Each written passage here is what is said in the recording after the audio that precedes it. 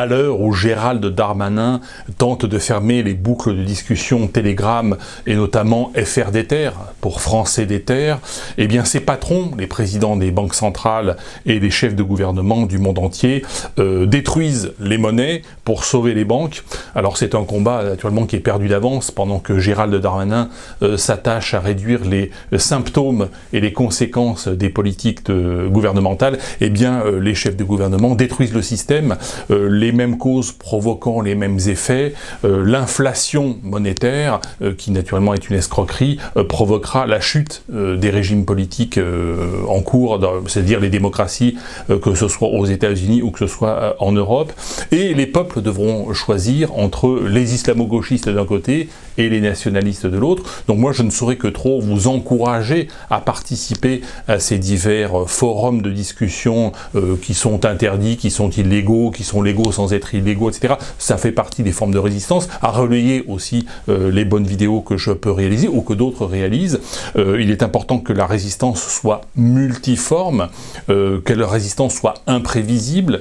C'est un facteur déterminant de réussite, car in fine, les peuples devront choisir, je vous dis, entre nationalistes et islamo-gauchistes. Je rappelle que ce sont les islamistes qui ont infiltré les boucles de discussion et qui ont dénoncé les comptes Telegram au petit Gérald Darmanin qui a déjà perdu la guerre. Dans les années 20, dans les années 30, l'Europe a déjà connu cette problématique, avec d'un côté la montée du bolchevisme, et puis en face la montée des nationalismes, face à des démocraties qui avaient, comme aujourd'hui, fait tourner la planche à billets, dans un premier temps fait des dépenses publiques gigantesques, surtout après la guerre de 14-18, pas tellement, enfin aussi pendant la guerre, mais après la guerre de 14-18, les dépenses avaient augmenté pour acheter la paix sociale.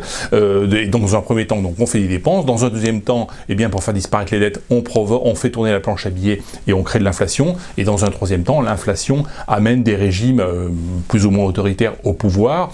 C'est ce qui va se produire aujourd'hui à l'échelle, c'est ce qui est en train de se produire aujourd'hui à l'échelle mondiale. Je l'avais prophétisé, je l'avais annoncé dès 2018-2019.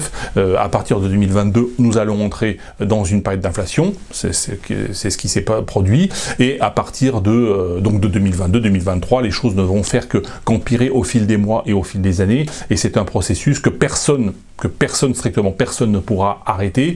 Voilà. Donc les mêmes causes provoquant les mêmes effets, de la même manière que les peuples européens ont préféré le nationalisme au bolchevisme, eh bien, bis repetita, les peuples européens ou américains préféreront les mouvements de droite, droitistes, nationalistes, aux mouvements islamo-gauchistes. Aujourd'hui, qui veut vivre dans l'État islamique? Qui voudrait vivre en Corée du Nord? Qui voudrait vivre au Venezuela, pays de référence pour Jean-Luc le millionnaire, Jean-Luc Mélenchon? Qui voudrait vivre dans un pays comme l'Iran? Donc le projet islamo-gauchiste, il est pété au sol, il a d'ores et déjà échoué.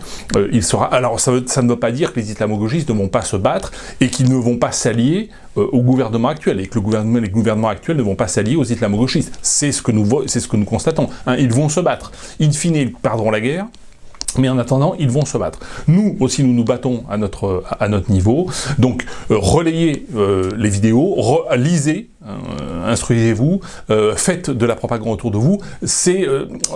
La résistance dépend de chacun d'entre nous. Chacun apporte sa petite pierre à l'édifice. Moi, je fais modestement mes petites capsules. D'autres vont ouvrir des comptes, des boucles Telegram, ou vont lancer des associations. D'autres vont militer dans les partis politiques et se présenter aux élections avec un certain succès, etc. Donc chacun, et puis vous qui êtes youtubeur, ou qui êtes simplement surfeur sur internet, eh bien c'est à vous aussi de relayer les bonnes informations et de multiplier les actes de résistance. Voilà, donc soyons optimistes. Moi je suis résolument optimiste depuis des années.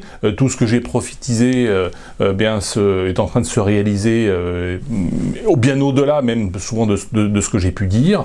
Donc je reste délibérément optimiste, même si je sais que le combat ne fait que commencer et que ce sera, dans un certain nombre de cas, relativement dur. Voilà, merci à toutes et à tous, et je vous dis à bientôt.